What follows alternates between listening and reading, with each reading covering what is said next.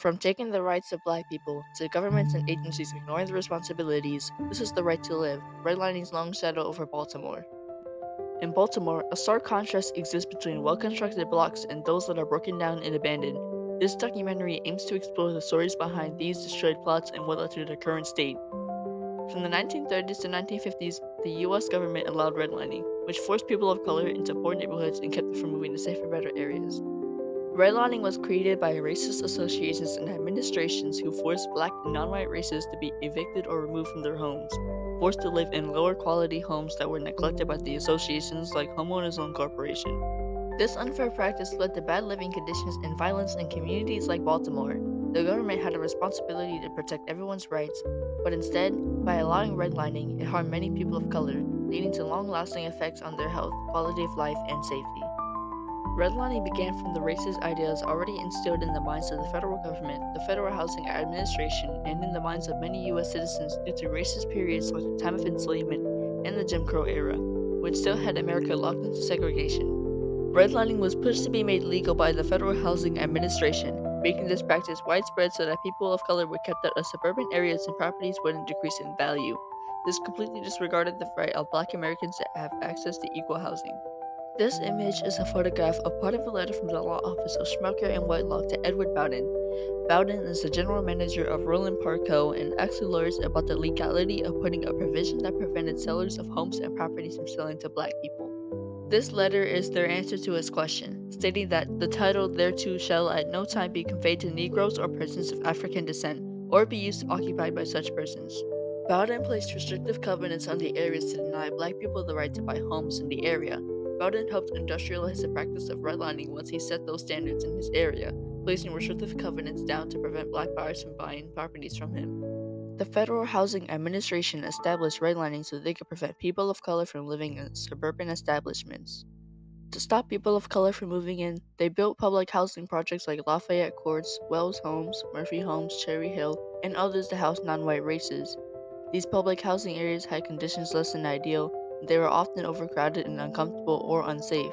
This shows that the government ignored their responsibilities because they chose to crowd many people into public housing instead of taking the time to create proper housing for people of color. Even if a person of color was qualified to own a house in the suburbs, they'd still be declined just because of their race. They had the right to own property because they were qualified to be able to do so, but they were disregarded because of their race. They were only given choices in red or yellow areas. The Homeowners Loan Corporation created redline maps to keep track of areas with higher percentages of minority populations and areas with higher percentages of white population. They created these maps to give neighborhoods with a wider population higher loans because they were the least risky to invest in. The legends of redline maps show four grades. Green is grade A, blue is grade B, yellow is grade C, and red is grade D. The grade A or green grades were given to neighborhoods with all white populations, with mainly high class or high income white people because they were qualified for them. At least that's what the Homeowners Loan Corporation thought.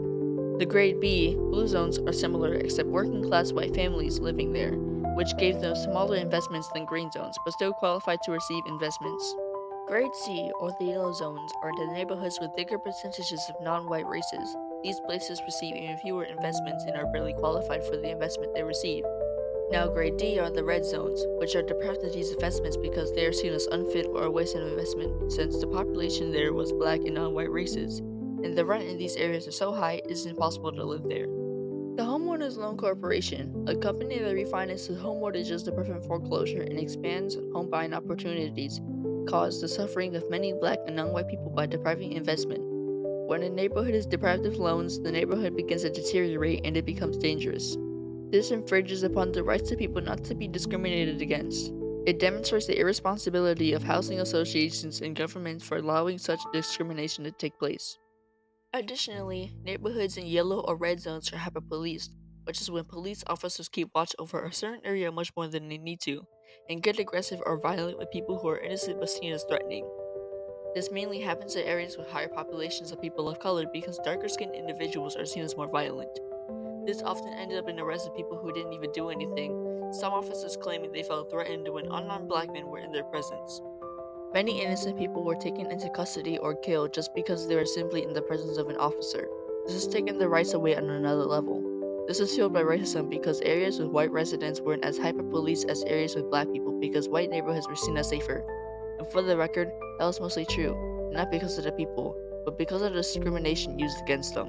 Officers have the responsibility to protect and defend citizens, but instead, they end up hurting them because of unjust discrimination. Grade C and Grade D areas had aggressive white officers. The discrimination against black people was brutal. Their neighborhoods became dirty or unsafe because of the lack of investment. This also caused needs like running water or air conditioning to lag or completely cut off. And with the continued discrimination of higher authorities like officers, hurting or arresting innocents for being intimidating, it reached a boiling point when black people were killed by police officers. Outraged by the way people of color were being treated and that some arrests led to deaths, black Americans, utilizing their First Amendment right, broke out into protests against redlining and retaliated in many different cities. Some of the protests often led to riots. The riots included attacks on property, but not on people, where they would loot and commit arson. While people of color were protesting and retaliating, Congress was considering a bill to end all racist laws, the Fair Housing Act. But Congress couldn't manage to get a majority on the bill until 1968, when the Fair Housing Act was finally passed and in action. With the passing of the Fair Housing Act on April 11, 1968, black people began to move into the suburbs, seeking better and higher quality areas to live in with their families, but their white counterparts weren't so happy with this. Although the Fair Housing Act may have ended racist housing acts, some real estate agents and brokers continued to try and prevent people of color from living in certain areas by making it harder for them. And so did the white residents who lived in those neighborhoods. Many of the white people that lived in the suburbs had the racist ideals embedded within them, and did disagree with the idea of black people living in the same neighborhood as them. So when someone of color would move in, they would intentionally harass that person, for example, messing with their property. By preventing plumbing and water from making it to their homes, they moved away. Redlining didn't just happen and disappear. It left lasting effects on black America and communities within Baltimore. Effects that happened instantly as redlining began were higher rents and mortgages of homes and neighborhoods and poor conditions for people of color in residential areas they were assigned to. And not only were the rents high, but the quality of homes that black people had to live in was declining because the Homeowners Loan Corporation was refusing to give investments, along with the public housing areas that were built to house people of color. The houses that were in red and yellow zones that black people and other races lived in were zoned to schools that didn't do as well as schools near suburban areas.